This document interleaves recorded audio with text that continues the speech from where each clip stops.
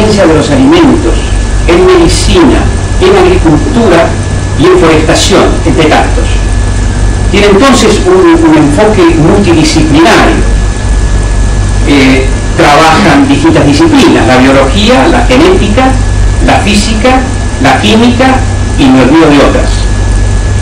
Tiene aplicaciones industriales, por ejemplo en la atención de la salud, en medicamentos, en el tratamiento de enfermedades, en el sector industrial de plásticos, con los biodegradables, con aceites vegetales y con la fabricación de alimentos.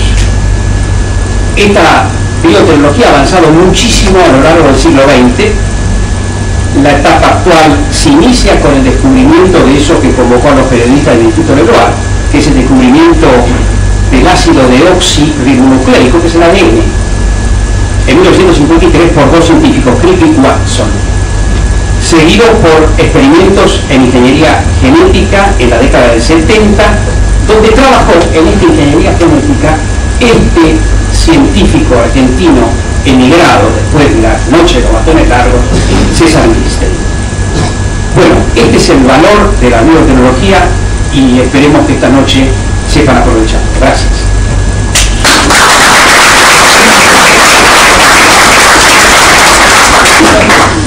Bueno, ante todo, muchas gracias por la invitación. Es un gusto para mí tener la oportunidad de hablar de biotecnología en un foro que se dedica a la producción. Vamos a empezar por acá. Daniel Muschnick me ha ayudado bastante, o sea que puedo pasar rápido algunos temas. Lo que vamos a ver hoy vamos a hablar de biotecnología en general, cuál es el panorama mundial, el panorama argentino y qué estamos haciendo en el Instituto Leblanc. Entonces, empezando, como decía Daniel, o sea, la definición de biotecnología es totalmente amplia.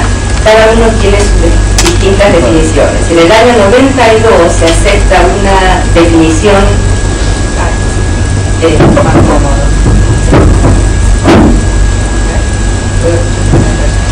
En el año 92, en el Convenio sobre Diversidad Biológica, se acepta esa definición que mencionó Daniel, de toda aplicación tecnológica que utilice sistemas biológicos y organismos vivos o sus derivados para la creación o modificación de productos o procesos para usos específicos.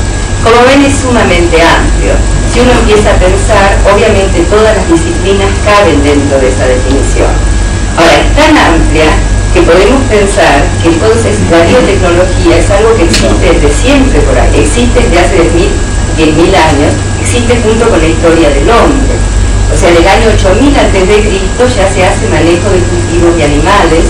Entre el 4000 y 2000 se perfeccionan las técnicas de fermentación para producción de pan, cerveza, queso, vino, etc. Polinización en Babilonia. Y en el año 500 a.C. los chinos ya producían antibióticos, pese a que a nosotros nos llevó mucho tiempo para incorporarlos dentro de nuestro sistema. Entonces, si es una cosa tan antigua, ¿por qué el boom de la biotecnología hoy? ¿Qué pasó en todos estos años?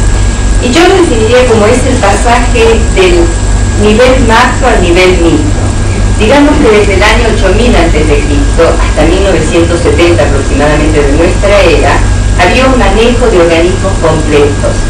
Había cruzas de animales, cultivos, etc. Ahora, lo que sucede a partir de 1970 es que se comienza a manipular moléculas, o sea, se entra al nivel micro, se entra al nivel subcelular. Y esto es a través de la recombinación del ADN, que es el material genético, y la reproducción controlada de microorganismos.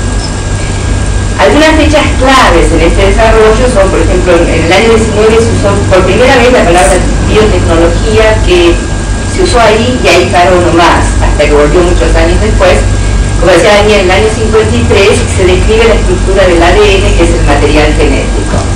Y ahí también hubo cierto impasse hasta el año 73, de 1973, en que Stanley Cohen, en la Universidad de Stanford, descubre las enzimas de restricción, que son enzimas que permiten cortar el ADN y volverlo a unir, o sea que le da al científico la posibilidad de estructurar y crear nuevas cosas o modificar genes que van a dar lugar a proteínas. Por supuesto fue un avance increíble, también muy controversial, como todos los grandes avances, digamos. Y en el año 76 se crea la primera empresa biotecnológica que se llama Genentech. En estos días se fusionó con Roche, o sea que es una de las que están saliendo en los diarios. Y es muy interesante porque eso se creó en el 76 y la crearon Swanson y Boyer. Boyer era un químico que trabajaba también en Stanford con Stanley Cohen, pero Swanson era un inversor.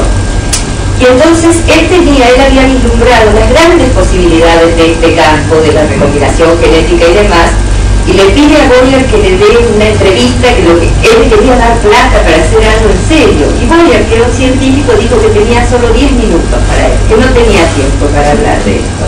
Hasta que por fin se encontraron y la reunión duró 3 horas y en ese momento se crea Genentech. Y a partir de Genentech se crea todo lo que hoy conocemos como los grandes avances de la biotecnología. En el año 82 se produce el primer remedio biotecnológico, que es insulina, que se hace por recombinación genética y lo produce Eli Lilly. Como mencionamos, hay distintas áreas de la biotecnología roja, blanca y verde. Roja es todo lo que se refiere a la salud, tanto en humanos como animales, medicamentos, nuevos medicamentos, reemplazos de órganos, diagnósticos, etc. La biotecnología blanca es lo que se utiliza para la industria, o sea, son las enzimas que se hacen para producir materiales que tal vez no son orgánicos, rehabilitación de suelos, desinfección de agua, etc. Y la biotecnología verde, que es todo lo que es la agroalimentación, agrobiología, que son alimentos funcionales y demás. Hoy se habla de una nueva biotecnología que la llaman azul y que es todo el área de agricultura que en este momento está dentro de la biotecnología blanca. Ahora, lo que quiero decir es que el 65% de la industria biotecnológica se dedica a la biotecnología roja, que es en síntesis la industria farmacéutica. Y eso es de lo que yo voy a hablar hoy, o sea que no voy a mencionar las otras dos, voy a estar hablando solo de salud y biotecnología roja. Dentro de esta biotecnología tenemos distintas áreas. La porción mayoritaria, el 38%, es la producción de fármacos terapéuticos, o sea, aquellos que se han descubierto ya y que sirven para curar enfermedades. En segundo lugar, viene toda la rama de diagnóstico que lentamente va creciendo y se presume que en algún momento va a llegar o superar a los terapéuticos, porque lo que sucede es como que contamos con tantas medicaciones, con tantos fármacos para curar distintas enfermedades, que lo que se necesita ahora es desarrollar más toda la industria de predicción de enfermedades y el sistema de diagnóstico es lo que va a aportar a eso. Por otra parte tenemos vacunas y anticuerpos, dispositivos médicos, delivery, que es la forma, o sea, hay muchas drogas, muchos fármacos que son eficientes en términos objetivos, pero lo que sucede es que no hay forma que lleguen al órgano o al tejido objetivo. Entonces el delivery es conducir el fármaco al lugar donde debe actuar. Y terapia génica y celular, que es muy incipiente. Muy bien, y acá para poder arrancar bien es como yo quiero que ustedes entiendan un poco cuál es la diferencia entre biotecnología e industria farmacéutica. En nuestra jerga lo llamamos biotech pharma. Y hay una definición operacional, que es que la farma produce y comercializa, mientras que biotech inventa, valida y optimiza. Ahora, eso es en términos de producción. En términos económicos tiene su propia definición, que es que la farma desarrolla fármacos éxito, o sea, lo que llamamos blockbuster, con potencial